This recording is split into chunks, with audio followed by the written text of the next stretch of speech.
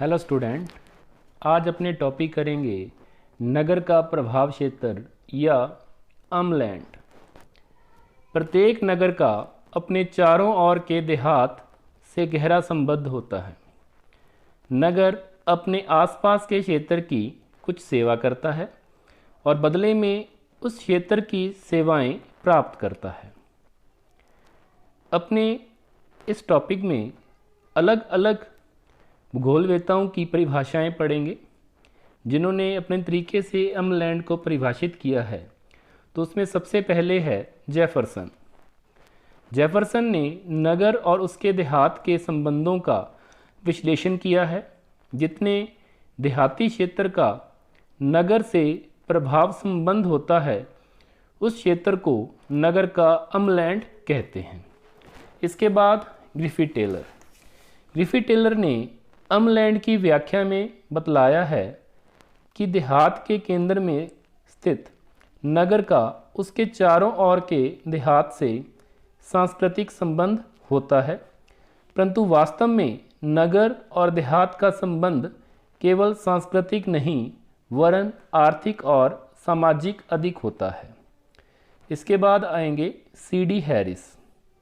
CD. Harris ने संयुक्त राज्य अमेरिका के नगरों के अमलैंड के क्षेत्रों की सीमा निश्चित करने के लिए 12 विभिन्न सेवाओं को आधार माना है, जो निम्न प्रकार से हैं। सबसे पहले फुटकर या खुदरा व्यापार। दूसरा पंसारे का थोक व्यापार, जिसे होलसेल कह देते हैं। तीसरा दवाओं का थोक व्यापार। चौथा रेडियो ब्रॉडकास्ट। पांचवां समाचार पत्रों की पहुंच। छठा धार्मिक प्रभाव का क्षेत्र। सातवां टेलीफोन संबंध। आठवां डबल रोटी और केक का वितरण। नौवां तेल का वितरण। और इसके अलावा 10वें से 12वें में अन्य छोटी सेवाएं शामिल की। परंतु हैरिस के मापदंड को भारत में लागू नहीं किया जा सकता। भारत में डबल रोटी और केक, रेडियो और टेलीफोन के मापदंड प्रयोग नहीं हो सकते, क्योंकि भारत में प्राय सभी परिवारों में अपना अपना भोजन पकाया जाता है। अतः नगर से पकी पकाई रोटियां गांवों को नहीं जाती। दूसरी बात यह है कि भारत में नगरों के समीपवर्ती गांव इतने गरीब हैं कि उनमें रेडियो और टेलीफोन अति दुर्लभ होते हैं। इसके बाद आते हैं आर.एल. सिंह। आर.एल. सिंह ने बनारस के अमलैंड की सीमा निर्धारण में देहात से अनाज, दूध, शाक सब्जी सप्लाई करने वाले क्षेत्र के साथ बनारस और देहात के बीच अन्य व्यापार तथा देहात से नगर को प्राप्त होने वाली सेवाओं को भी सम्मिलित किया है। उसमें नगर के अंदर देहात से शिक्षा प्राप्त करने के लिए आने वाले विद्यार्थियों के निवास की दूरियों का भी विचार किया गया। इसके बाद आते हैं उजागर सिंह।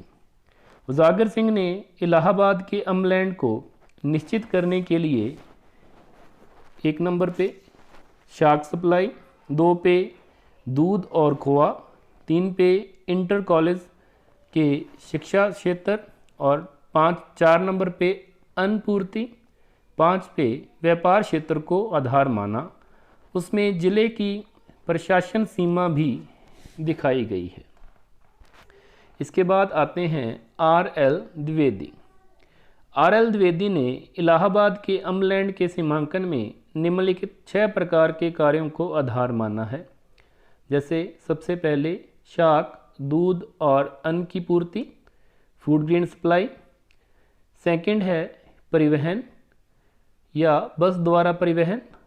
तीसरा है समाचार पत्र संचार। चौथा चिकित्सा व्यवस्था। पांचवा शिक्षा और छठा प्रशासन। संक्षेप्त है, नगर के प्रभाव क्षेत्र की सीमा निश्चित करने के लिए नगर के द्वारा देहात की सेवाओं के क्षेत्र को और देहात के द्वारा नगर को अन्न, दूध, शाक आदि की पूर्ति तथा मजदूरों और अन्य कार्यकर्ताओं के दैनिक आने जाने के क्षेत्र को सम्मिलित किया जाता है। एन.आर. कार, इसके बाद आते हैं एन.आर. कार ने कोलकाता के नगर प्रभाव क्षेत्र का सीमांकन करने के लिए कोलकाता के औद्योगिक नगर के बाहर से रेल मार्गों द्वारा प्रतिदिन व्यापारिक, सामान्य सेवा, औद्योगिक और सांस्कृतिक कार्य करने के लिए आने वाले मनुष्य के निवास की दूरियों को सम्मिलित किया है।